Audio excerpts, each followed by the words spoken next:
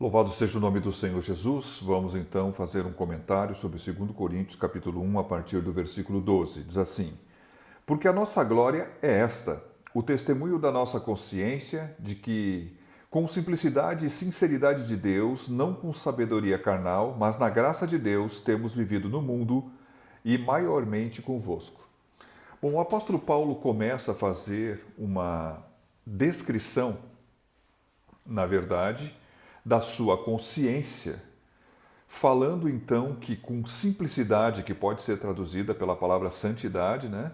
Ele viveu no meio dos coríntios com simplicidade, com santidade e com sinceridade. E as palavras e o proceder dele não foi feito em cima de uma sabedoria carnal, como os homens carnais, mas foi feita segundo a graça de Deus. E essa é a maneira que ele tem vivido no mundo e também tem vivido no meio dos coríntios. Isso denota que possivelmente aquilo que vai vir abaixo, especialmente há um questionamento sobre a vida do apóstolo. Então ele está dizendo o seguinte: olha, a minha consciência, eu tenho uma consciência limpa, que foi de uma forma simples, sincera, santa, que eu vivi no meio de vocês. Não só naquilo que eu vivi, mas também naquilo que eu escrevi. Então, observe que o apóstolo certamente já sabia que ele estava sendo contestado pelos seus posicionamentos em relação à ida dele a Corinto, a carta que escreveu, o quanto ele visitou ou deixou de visitar, que nós vamos ver agora. Porque nenhumas outras coisas vos escrevemos senão as que já sabeis ou também reconheceis, e espero que também até o fim a reconhecereis, como também já em parte reconhecestes em nós, que somos a vossa glória, como também vós sereis a nossa no dia do Senhor Jesus. Então o apóstolo, ele fala então daquilo que ele escreveu, daquilo que vocês sabem e vocês reconhecem. E espero que fiquem naquilo que vocês sabem e reconhecem, eu espero que vocês reconheçam até o fim. Porque quando chegar o dia do Senhor, fazendo uma menção da volta do Senhor, ou como alguns entendem essa expressão como o dia de comparecer diante do tribunal de Cristo, o que aconteceria? Vocês, né, iriam se orgulhar ou se gloriar em mim como apóstolo, porque eu estou dizendo que a minha consciência, naquilo que eu preguei, a maneira como eu escrevi, não querendo deixar um escrito dizendo uma coisa que não era bem isso que eu queria dizer, eu fui claro, eu fui direto, eu escrevi o que eu tinha que escrever. E na verdade, então, quando vocês chegarem diante de Deus, vocês vão poder se gloriar de ter tido no meio de vocês alguém que pregou o Evangelho de Deus, segundo a graça de Deus, com uma consciência limpa. E eu vou poder me gloriar de vocês porque vocês receberam e reconheceram isso até o fim. A verdade é que indo lá em 1 Coríntios capítulo 1, nós sabemos que uns eram de Paulo, outros de Apolo, outros de Cefas e outros de Cristo. Paulo sabia que nem todos tinham ele em tamanha referência, embora, neste momento, enviando essa segunda carta, com certeza esse número já era possivelmente a maioria, né? Tanto é que ele fala aqui, eu senão as que já sabeis ou também reconheceis, e espero que também até o fim as reconhecereis, como também já em parte reconhecestes em nós. Então ele reconhece que houve um reconhecimento. Então esse assunto de glória, bom, quando vocês chegarem diante do tribunal de Cristo, vocês vão saber e vão poder se gloriar que vocês receberam a pregação genuína do Evangelho. E eu vou poder me gloriar em vocês vendo as muitas almas que são frutos da pregação pelo reconhecimento daquilo que foi pregado, como foi pregado. E ele continua e diz assim: E com essa confiança quis primeiro ir ter convosco para que tivessem uma segunda graça. E por vós passar a Macedônia, e da Macedônia ali outra vez ter convosco e ser seguido por vós a Judéia. E deliberando isso, usei porventura de leviandade, ou o que delibero, o delibero segundo a carne, para que haja em mim sim, sim e não, não? Deixa eu dizer uma coisa. O apóstolo, então, ele diz o seguinte, ele externa os seus planos, possivelmente, naquilo que ele estava sendo contestado por alguns em Corinto. Paulo diz o seguinte, olha, eu estou em Éfeso e eu planejei ir à Macedônia. Planejei primeiro, então, visitar vocês para levar não uma segunda graça, porque a graça de Cristo é só uma. Isso aqui é uma forma de dizer, de comunicar a vocês, quem sabe, um dom espiritual, ou uma verdade espiritual, ou um crescimento espiritual. Não é uma segunda graça, a graça de Jesus Cristo é só uma. Mas eu pretendo ir a vós, ir primeiro ter convosco, e, bom, primeiro eu queria ir com vocês, e passar a Macedônia, e voltar da Macedônia a vocês e depois ir para Jerusalém, para a Judéia. Mas na verdade nós sabemos que não foi isso que aconteceu. Quando o apóstolo Paulo, depois de sair de Éfeso, no plano de ir passar, então ir aos Coríntios, ele não acha Tito e ele sobe então procurando Tito e chega até Troade e não encontra Tito. E indo atrás de Tito, ele vai para a Macedônia direto, possivelmente escrevendo essa carta, como já falamos antes, de Filipos. Então, o que está em jogo aqui? Certamente algum questionamento que alguns fizeram a respeito do apóstolo Paulo. Bom, olha o que ele diz assim, ó, eu deliberando isso usei porventura de uma coisa leviana, como quem estivesse dizendo assim, sim, eu vou visitar vocês, mas na verdade internamente está planejando assim, depois eu dou uma desculpa e não vou. O meu sim virou um não. Ou o que delibero segundo a carne, para que haja em mim sim, sim e não, não? Bom, meus queridos, o que possivelmente estava acontecendo é que o apóstolo Paulo aqui está se defendendo então, que ele não tinha uma deliberação das coisas que desejava fazer dentro do sentido de uma carnalidade, mas ele fazia as coisas segundo a graça de Deus, segundo aquilo que Deus operava sobre sua vida. E ele tinha, como já falamos antes, uma plena boa consciência daquilo que ele fazia, da maneira como ele fazia, porque tinha, sim, um caráter simples, santo e sincero. E observe então que, uma vez tendo confiança que ele já tinha sido reconhecido, ele fala o seguinte, olha, as coisas que eu deliberei de fazer e não o fiz, não significa agora que alguém tem o direito de dizer, olha só esse cara, ele diz que vai vir e não vai vir. Então, se ele diz que vai vir e não vai vir, como pode ele ser um apóstolo de Cristo? Como é que nós podemos confiar na sua palavra? Como é que nós podemos confiar no seu ensino? Será que aquilo que ele escreveu não tem o mesmo caráter? Será que não é dúbio? Será que não é oscilante? Será que podemos confiar nesse homem? Ainda que no início não viesse esse questionamento, certamente é o que estaria por vir depois em cima daqueles que são contradizentes ou questionadores. Mas o apóstolo Paulo diz o seguinte, olha, ou o que delibero segundo a carne, para que haja em mim sim, sim e não, não. Antes, como Deus é fiel, a nossa palavra para convosco não foi sim e não. Bom, ele está falando da fidelidade de Deus naquilo que Deus operou na palavra, que ele falou que não era a palavra dele, mas a palavra de Deus. Aí diz assim, porque o Filho de Deus, Jesus Cristo, que entre vós foi pregado por nós, isto é, por mim, Silvano, que é Silas, né? E Timóteo, não foi sim e não, mas nele houve sim, porque todas quantas promessas há de Deus são nele sim e por ele o amém, para a glória de Deus por nós. Então, o que ele está falando?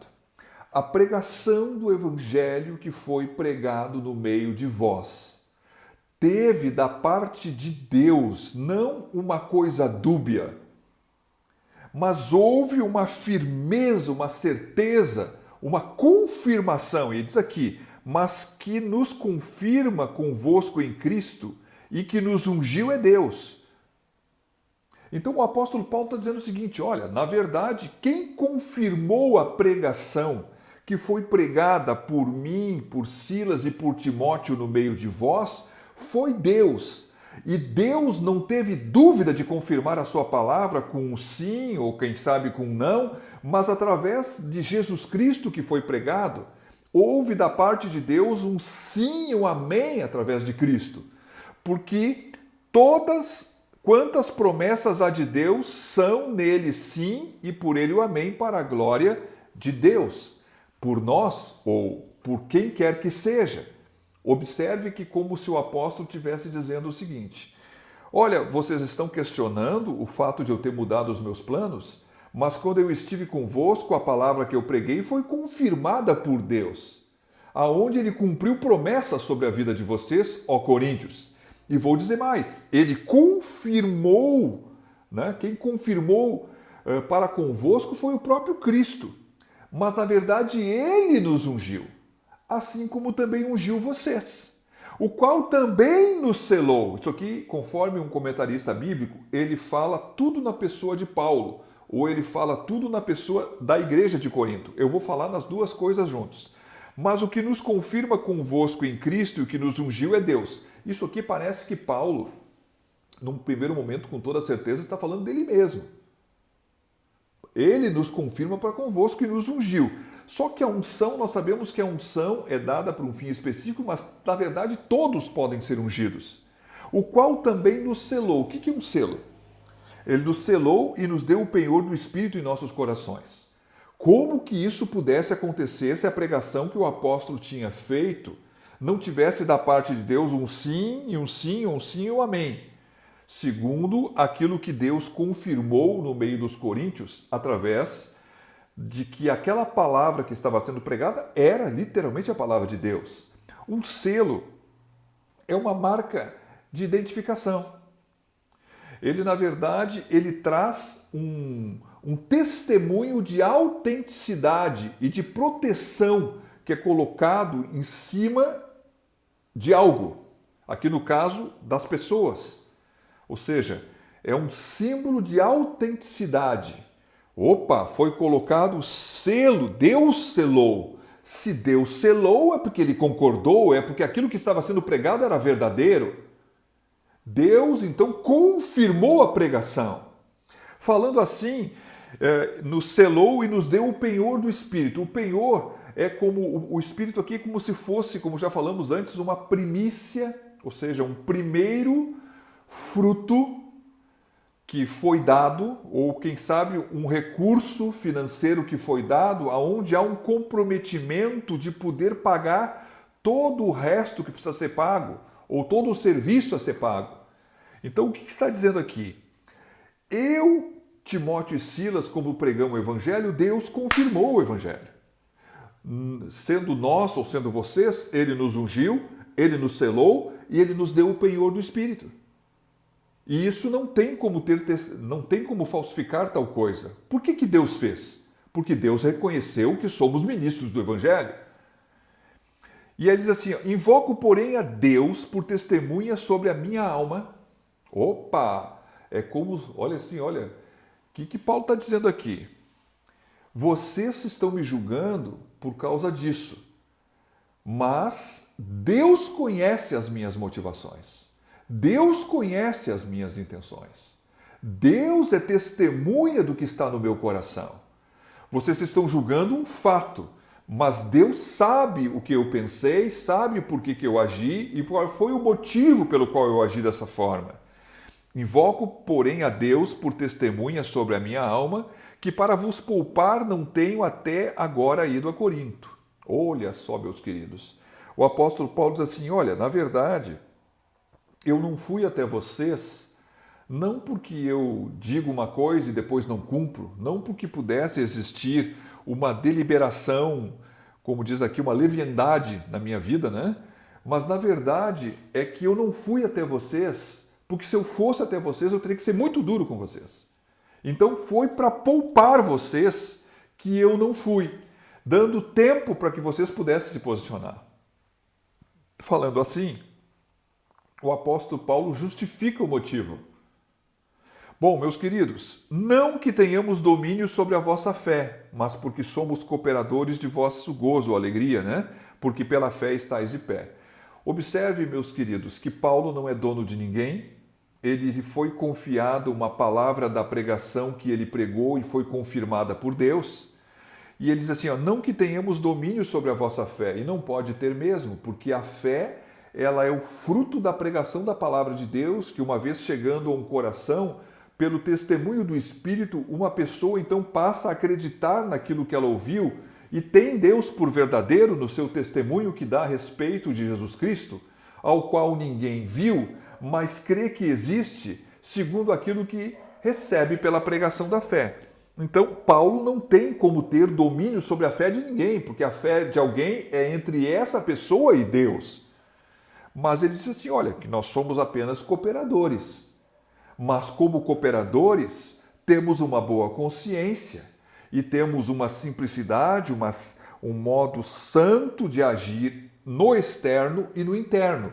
E se por alguém, e faço isso com sinceridade, se alguém me julgar no externo por alguma coisa, eu invoco a Deus como minha testemunha, o verdadeiro motivo e as motivações que estão dentro do meu coração. Meus queridos, nós devemos ter um cuidado. Eu acho que temos aqui, para terminar esse momento, que já está com 16 minutos, às vezes pode ser então que, quem sabe, num dia, por uma palavra, por uma coisa que ficou prometido de ir, de fazer, um ministro, nós possamos, quem sabe, porque quando uma pessoa dá a sua palavra, ela fica então comprometida a fazer aquilo. Mas às vezes há algum motivo que desconhecemos que leva a pessoa a não fazer.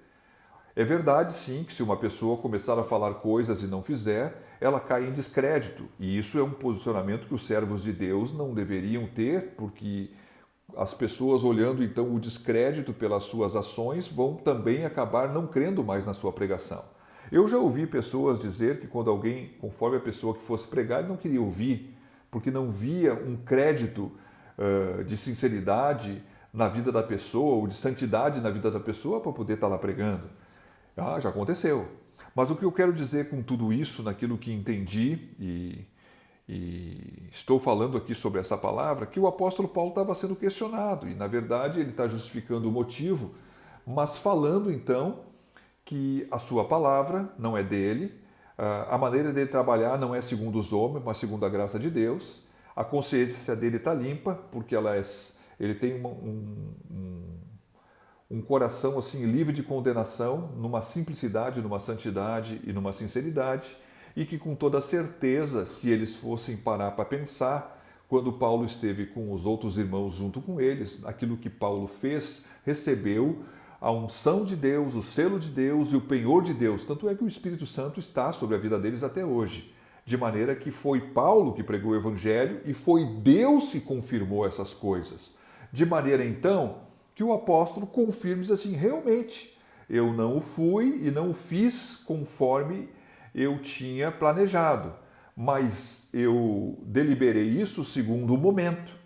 Mas a verdade é que eu não quis ir ter convosco, porque se eu fosse ter convosco, penso que a minha ida seria muito dura para vocês. Então eu quis poupar vocês, como já falei antes, possivelmente dando tempo para que vocês buscassem a Deus, ou até mesmo para que eu orasse, para que Deus pudesse quebrantar o coração de vocês, dando arrependimento para que pudessem se posicionar segundo a verdade, que ouviram desde a primeira vez nas coisas que estão escritas, que eu já tinha escrito, que eu já tinha falado para vocês, como também agora no que diz respeito ao momento da fé que vocês estão caminhando. Se você tem alguma pergunta, tem alguma colocação, por favor, faça. Que Deus abençoe, em nome de Jesus.